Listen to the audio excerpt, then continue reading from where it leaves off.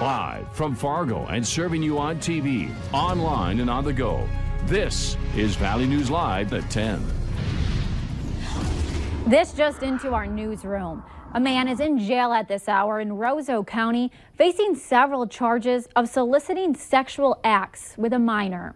34-year-old Anthony Brazier is facing charges of soliciting sex from a minor, possessing child pornography, and for possessing drug paraphernalia, among other charges. iNews is reporting Brazier was a school custodian at Greenbush Middle River School in Greenbush, Minnesota. This is a developing story, so stay with us here on Valley News Live for all the latest updates. It's not like they're complaining and I'm just like, oh, whatever.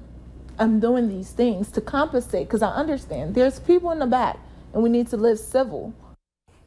A West Fargo bar is set to reopen next week after the city suspended its liquor license. It all had to do with noise complaints from the neighbors. Valley News Team's Joshua Peguero joins us in the studio now with how the bar and neighbors feel about it opening back up. Joshua?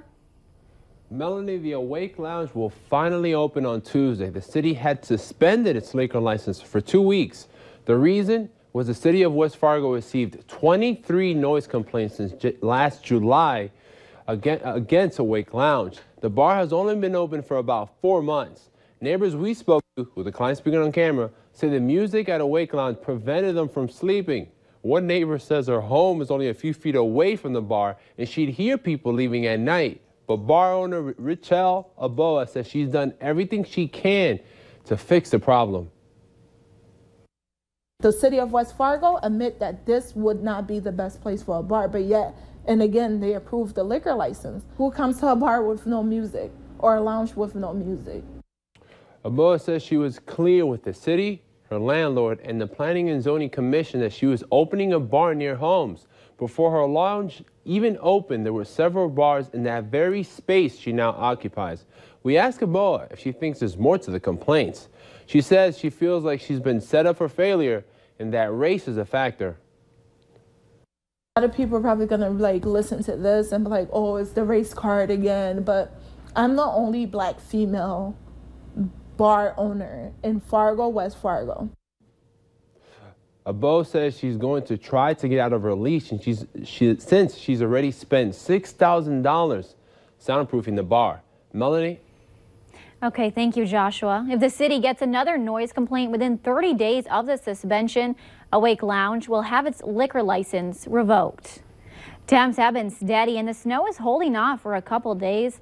Let's get a check of how our week is looking with meteorologist Justin Fanfarelli. Justin? Thank you, Melanie. Good evening, everybody. Temperatures are seasonably cool. Most of us are into the upper teens and lower 20s right now and seeing mostly cloudy skies. A few peaks of some clear skies, especially into the Northern Valley, northwestern Minnesota. And they could be seeing some snow showers now from Traverse and Grant County in Minnesota and our far southern viewing area. The wind has picked up also 15 to 30 miles per hour, mainly from a cool northerly direction in most places, and you could run into some fog, especially into the Langdon area, just off to the north of Candu, where they're seeing visibilities of less than 1 mile. Other than that, we should have a dry night, mostly cloudy skies, still a little breezy, temperatures falling through the 20s into the upper teens for lows, and we're going to spend most of the next week dry and cool. We do have a warm-up on the way. We'll tell you when. That's later in the newscast. Okay, it's good to hear another warm-up because it got a little chilly again. Yeah, and this time there could be a big warm-up as we approach mid-December. Okay, thank you, Justin. Yep. People around the world are remembering former President George H.W. Bush. He passed away last night at the age of 94. A source close to the family confirms his final words, "I love you too," spoken over a speakerphone to his son, President George W. Bush, who told his father he had been a wonderful dad. The senior Bush was one of the last of the greatest generation, a World War II aviator who devoted much of his life to government service. Former President Bush is survived by 5 children and 17 grandchildren. The American flag at the White House is at half-staff in honor of the former president. An air ambulance that crashed in western North Dakota last month and killed all 3 people on board did not send out a distress call before it broke apart in midair. What caused the breakup is still a mystery, but there's no indication that the airplane was struck by anything, and there was no fire on board. Weather also is not believed to have been a factor. The November 18th crash northwest of Bismarck killed 48-year-old pilot Todd Lasky, 63-year-old nurse Bonnie Cook, and 47-year-old paramedic Chris Iverson. They were on their way to Williston to pick up a patient. A family has been displaced after a fire caused significant damage to their home on 14th Street North in Fargo this morning. Officials tell us there were 3 adults and an infant inside when the home caught on fire. When crews arrived on scene, all of them were able to safely exit the house. Several pets were also inside and safely removed from the home. No one was injured. The fire department wants to remind everyone to never re-enter a home to retrieve pets or belongings. The cause of this fire is under investigation. A Fargo man has pleaded not guilty in the shooting death of his father. 34-year-old Christopher Riley is charged with murder in the late September death of 60-year-old Kevin Riley Sr. at his son's apartment. Authorities say Christopher Riley called 911 to report a suicide at the apartment, but there was evidence of a fight prior to the shooting. An autopsy confirmed a homicide. Riley entered his not guilty plea on Thursday. He faces up to life in prison without parole if convicted.